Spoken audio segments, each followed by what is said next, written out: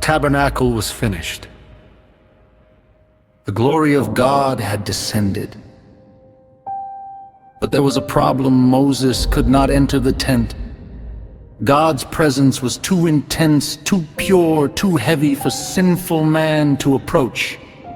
It was like living next to the sun.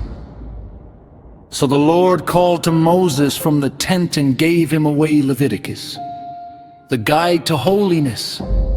The question was simple. How can a broken people dwell with a holy God? The answer was cost. The answer was blood. For the life of the flesh is in the blood. 5 offerings were given. The burnt offering for total surrender, the grain offering for gratitude, the peace offering for fellowship, the sin and guilt offerings for when we fail.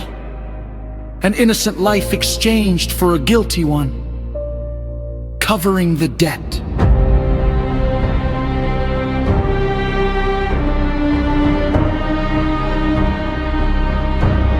To mediate this covenant, God chose Aaron and his sons, washed with water, anointed with oil, dressed in glory and beauty. They stood between the living and the dead. But holiness is dangerous. Aaron's sons, Nadab and Abihu, offered unauthorized fire. They treated the holy as common, and fire came out from the presence of the Lord and consumed them. Silence fell over the camp. Aaron held his peace. The message was clear. God is not a tame lion. He must be treated as holy. But what about the sins that were hidden? The deep corruption of the heart. Once a year, on Yom Kippur, the Day of Atonement, the high priest alone entered the Holy of Holies behind the thick veil into the cloud of incense. He sprinkled blood on the mercy seat, but outside, a different drama played out. 2 goats stood before the people. One was slain for the Lord, the other, the scapegoat. The high priest laid his hands on its head and confessed all the sins of Israel, transferring the guilt. The goat was led away into the wilderness, carrying their shame into the void, separated from the people. God!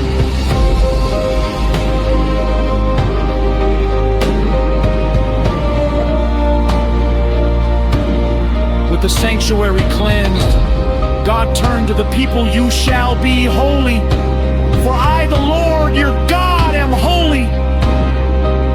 Holiness wasn't just about rituals, it was about life.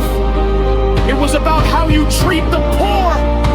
When you reap your harvest, do not reap to the very edges of your field. Leave them for the poor and the foreigner. It was about justice. Love your neighbor as yourself. It was about time, the Sabbath, the feasts, the Passover, Pentecost, Tabernacles, and the Jubilee.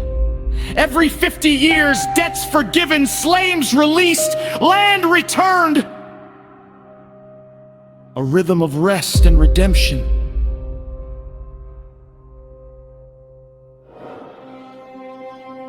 The book closes with a choice. If you walk in my statutes, I will give you rain in its season, peace in the land, and I will walk among you. But if you reject my laws, the land will vomit you out. Leviticus is not just a rule book. It is an invitation to live in the dangerous, beautiful presence of God, to be set apart, to be a kingdom of priests.